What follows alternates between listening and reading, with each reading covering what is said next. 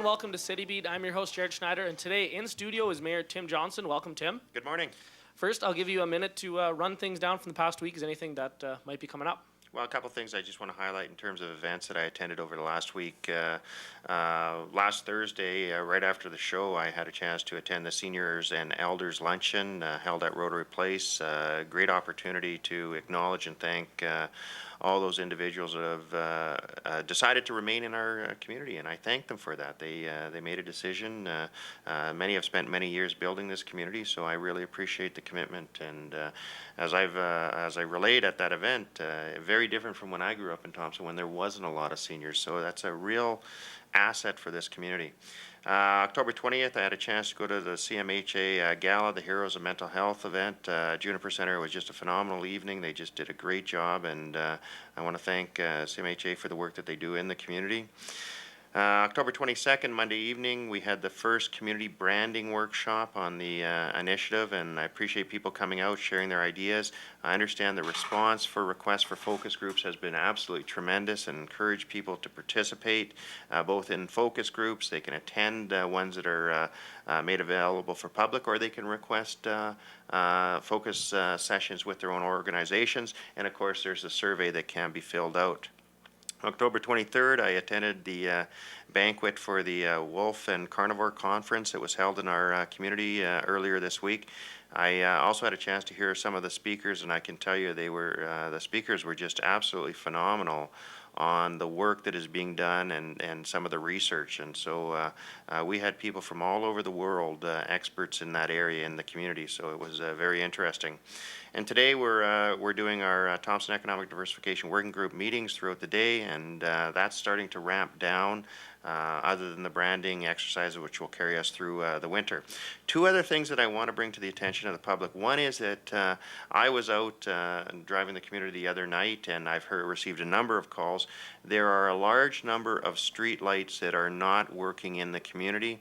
Again, we urge people, Manitoba Hydro is responsible for the operation of the street lights, and if people do notice that street lights are out in certain areas, I would encourage them to phone 1-888 Manitoba Hydro. That's 1-888-624-9376 to report any lights that are out. Manitoba Hydro has made a commitment to the City of Thompson, who pays for the service, that they will endeavor to fix those lights as fast as possible. And I heard a rumor that it was the city trying to save money and we were doing a rotation of turning the lights out. That is absolutely false. We want the lights on all the time in terms of the operation at night.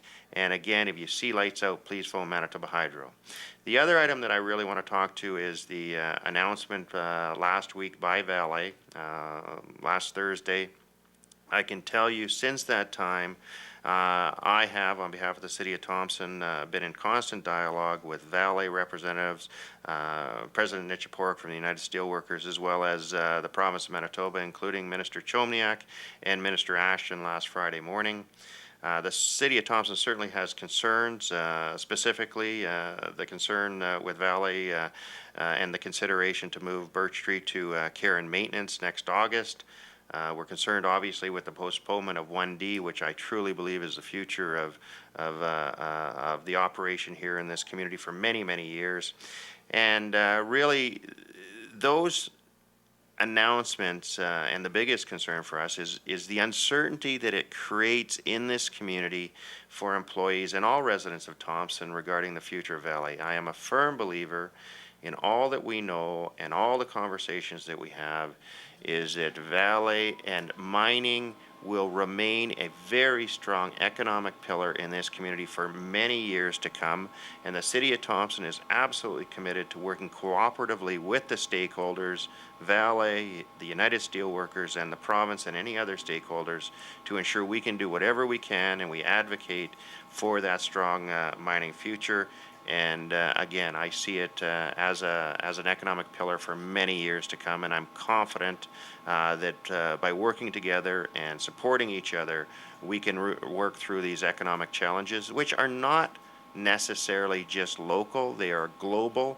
And I urge people to ensure that they take a cautious approach to to the response and the reaction to the announcements, and we're committed to working, as I said, and ensuring a positive future.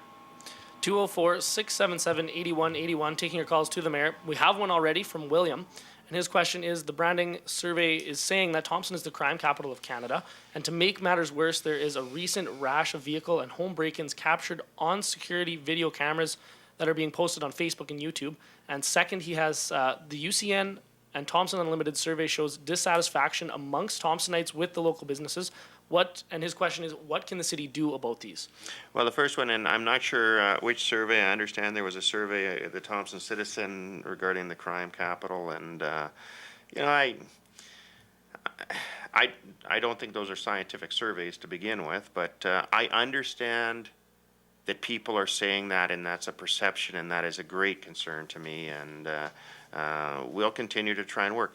As I always do, if people are seeing behaviors or criminal activity, please contact the RCMP. I'm unaware of the videos, but I often say if people spent as much time and effort in terms of reporting those situations to the RCMP or actively getting involved in trying to make this community better with initiatives, public safety, lighting, all those things, we would be a lot better off. So the city is absolutely concerned with the perception of public safety and the reality in terms of what people see.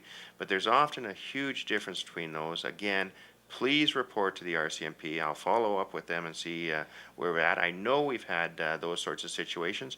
I have been a victim of that myself in my own driveway. So we know that happens. Do I believe that's any different than what you might see in any other neighborhood or any other community? Not likely, but it is absolutely a concern. And again, please contact the RCMP. In terms of the second question, which I think relates to the branding, and just perhaps you can refresh my mind. Yes, he has the second, the UCN and Thompson Unlimited survey shows dissatisfaction amongst Thompsonites with their local business. So again, and I've had a chance to see that survey and hear a presentation. I think it's very interesting information. It's making some interesting observations that many people from the region choose to shop in Thompson. Many Thompsonites choose to shop somewhere else. I think that one of the big things that we need to do, and again, it was said at one of the Speak Up Thompson meetings, is that we need to support local business by shopping local. And obviously we know we have some concerns in terms of the selection and the variety. The best thing the city of Thompson can do is provide an economic environment, provide the infrastructure that encourages people to invest and open businesses in a confident manner that they're going to succeed. And then it's up to them in terms of addressing the issues of customer satisfaction, customer service, variety of products, those types of things. 204-677-8181. The mayor is here taking your calls. 204-677-8181. You had mentioned the police branding strategy meeting on Monday. When it comes to branding, how was it explained to the attendees? Well, I think this is a tremendous opportunity for Thompson in terms of, and I've said it before, is managing the brand that we have. And I'll be the first to admit, we do not have a very positive brand right now. The notion that we're the crime capital of Canada, or that we have an unstable economic future, all those things that I hear from other people, that is not a good brand to be promoting. I think we have a very good future in this community, and we've got to start manage what that brand is. I'm very interested by some of the comments that we've seen back from the surveys, and people talking about the natural resources that we have, the environment that we have here, the ability to participate in activities, recreation, those sorts of things. Those are really positive things we're hearing back. So I look forward to going through the exercise. Encourage people to get involved in terms of how do we brand Thompson.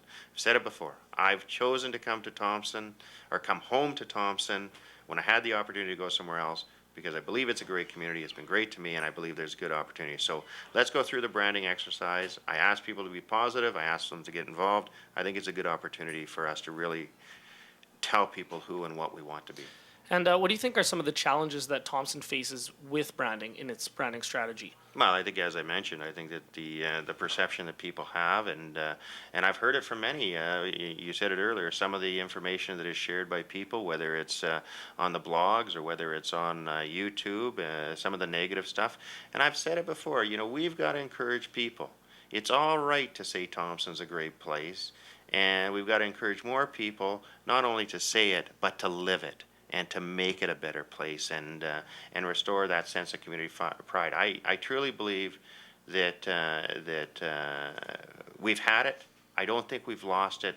I just think we've almost, as I said the other day, we've almost made it a blood sport to try and ridicule or to tear Thompson down. It absolutely disgusts me. I can't understand why anyone would choose to live in a community that they don't like. So get active, get involved, and if you don't like it, make it a better place.